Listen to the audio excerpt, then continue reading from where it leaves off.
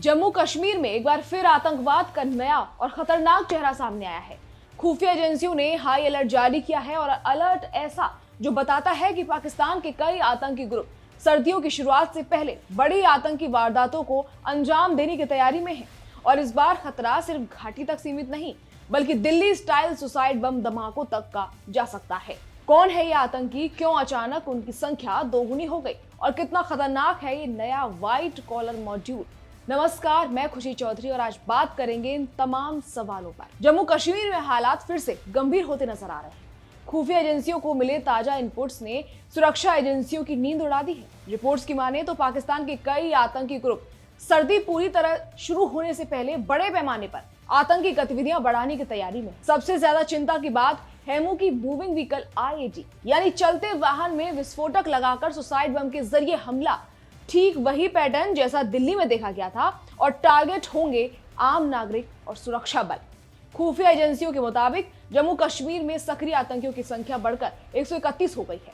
इनमें सबसे चौंकाने वाली बात यह है कि 122 आतंकवादी पाकिस्तानी मूल के हैं, जबकि सिर्फ 9 स्थानीय आतंकी बचे हैं। कश्मीर घाटी में स्थानीय आतंकियों की संख्या घटकर सिर्फ 3 रह गई है। ज्यादातर लोकल आतंकी अब जम्मू के चिनाब घाटी और पीर पंजाब के इलाकों में सक्रिय है। रिपोर्ट बताती है कि मार्च 2025 के आखिर तक पहलगाम हमले से पहले जम्मू कश्मीर में सिर्फ 59 पाकिस्तानी आतंकी एक्टिव थे। इनमें 21 जैश, 21 लश्कर, 3 हिजबुल और बाकी 14 छोटे ग्रुप से जुड़े थे।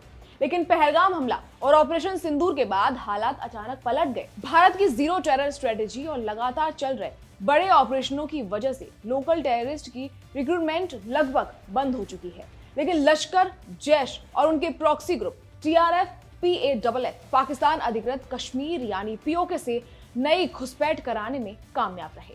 एक वरिष्ठ सुरक्षा अधिकारी ने नाम ना छापने की शर्त पर बताया, हमने घाटी में OGW नेटवर्क को खत्म कर दिया था।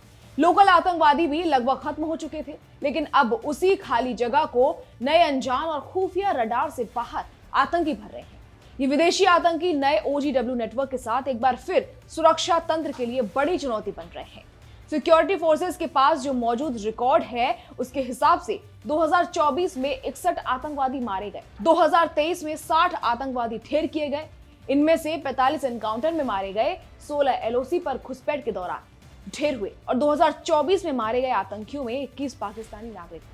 लेकिन इसके बावजूद आतंकियों की नई खेप ने घाटी में फिर से पांव पसारना शुरू कर दिया है। उसी दौरान 28 आम नागरिक, 16 सुरक्षा बलों के जवान भी अपनी जान गंवा चुके हैं। लेकिन जम्मू कश्मीर में अब जो सबसे खतरनाक चीज उभर रही है वो है व्हाइट कॉलर जैश मॉड्यूल। इस मॉड्यूल के सदस्य आतंकी हैं, लेकिन उनका काम सीधे हथियार चलाना नहीं, बल्कि सिस्टम में घुसकर फाइनेंसिंग, लॉजिस्टिक, प्लानिंग और हाई टेक कम्युनिकेशन सिस्टम तैयार करना है। ये लोग समाज में घुल मिल जाते हैं और पहचानना बेहद मुश्किल होता है। हाल के ऑपरेशनों में सुरक्षा बलों ने 12 टॉप आतंकियों को मार गिराया है। 6 पाकिस्तानी और 6 लोकल थे। लेकिन अधिकारियों का मानना है कि असली चुनौती अब इस इनविजिबल नेटवर्क को तोड़ने की है। दिल्ली ब्लास्ट मॉड्यूल की जांच के बाद जम्मू कश्मीर, दिल्ली, हरियाणा और यूपी में फैले इस नेटवर्क पर कई छापे पड़े, लेकिन अब भी ये साफ नहीं है कि ये मॉड्यूल असल में कितना बड़ा है। सर्दियां शुरू होती LOC पर बर्फ जम जाती है, घुसपैठ के रास्ते बंद होने लगते हैं। इससे पहले पाकिस्तानी ग्रुप कोशिश करते हैं कि ज्यादा से ज्यादा आतंकियों को भारतीय सीमा में धकेल दिया जाए। इसी वजह से ये वक्त सबसे ज्यादा खतरे वाला माना जा रहा है। अब सबसे बड़ा सवाल है कि क्या सुरक्षा एजेंसियां इस नए आतंकी सिस्टम को रोक पाएंगी? क्या व्हाइट कॉलर आतंकी नेटवर्क को समय रहते तोड़ा जा सकेगा? क्या जम्मू कश्मीर में एक बार फिर आतंकवाद की नई लहर उठने वाली है? लेकिन फिलहाल जम्मू कश्मीर में अलर्ट हाई है और सिक्योरिटी फोर्सेस पूरी तरह तैनात हैं।